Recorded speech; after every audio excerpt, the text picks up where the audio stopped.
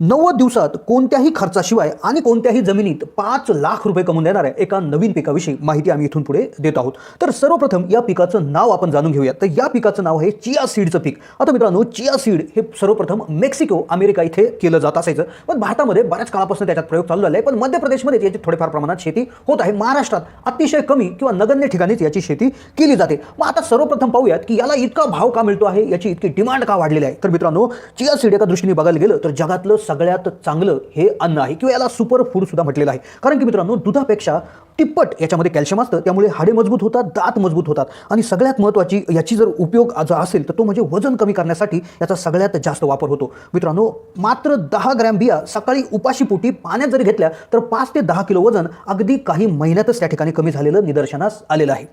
आणि तसेच आधुनिकी काळामध्ये आपल्याला जे नवीन आजार त्या ठिकाणी चालू झाले आहे, मग त्यामध्ये बीपीचा त्रास असेल, डायबिटीज असेल, हृदयरोग असेल, तर याच्यावर सुद्धा रामबाण उपाय हे चिया सीड आज मितीला उपलब्ध आहे। मग म्हणूनच Amazon सारख्या वेबसाईटवर अगदी हजार रुपये किलोपर्यंत याच्या तुम्हाला किमती पाहायला भेटू शकतात।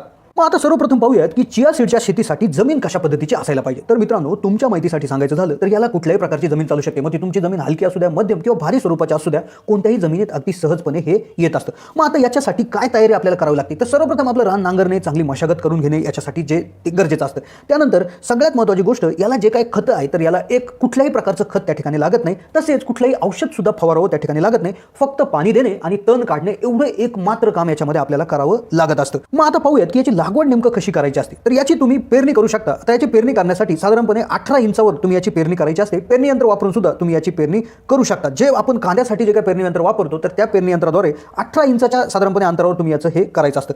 आता पाहूयात की याचं उत्पादन नेमकं कधी चालू होतं। तर आता ही लावल्यापासून साधारणपणे 90 दिवसापासून 110 दिवसापर्यंत याची वाढ अगदी जोमात होत असते आणि जवळपास 110व्या दिवशी याच्यामधनं उत्पादन त्या ठिकाणी काढू शकता। बिया त्या ठिकाणी जमा करून तुम्ही त्या ठिकाणी विकू शकता। मग आता पाहूयात की याची लागवड नेमकं कुठल्या महिन्यात करायला पाहिजे किंवा याच्यासाठी चांगला लागवडीचा काळ कुठला आहे।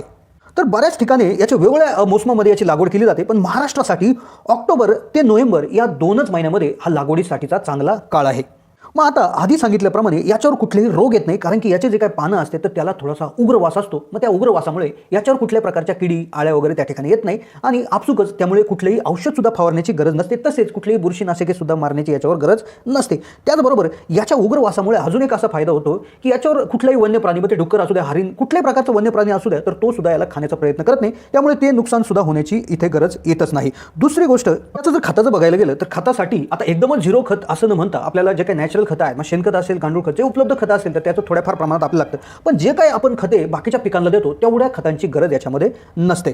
मग आता पाहूयात की याच्यासाठी एकरी किती बियाणे लागतात आणि त्याचबरोबर बियाणे कुठून मागवायचे आहेत आणि व्हिडिओच्या शेवटच्या पार्टमध्ये आपण पाहूयात की याचं एकरी उत्पादन किती निघतं आणि नफा किती होत असतो। मग आता याचं जे काही बियाणं आहे तर ते हर्बल कंपन्यांमधून तुम्ही घेऊ शकता। आता जसं पुण्याची तृप्ती हर्बल कंपनी आहे तर इथून सुद्धा तुम्ही घेऊ शकता। तर मी काही लिंक सुद्धा डिस्क्रिप्शनमध्ये देईल। तर साधारणपणे याचा 1500 रुपयापासून 2000 रुपये किलोपर्यंत याचा त्या ठिकाणी बियाणांचा रेट असतो। मग 1 एकरामध्ये जवळपास 2.5 किलो बियाणे आपल्याला त्या ठिकाणी लागत असतात।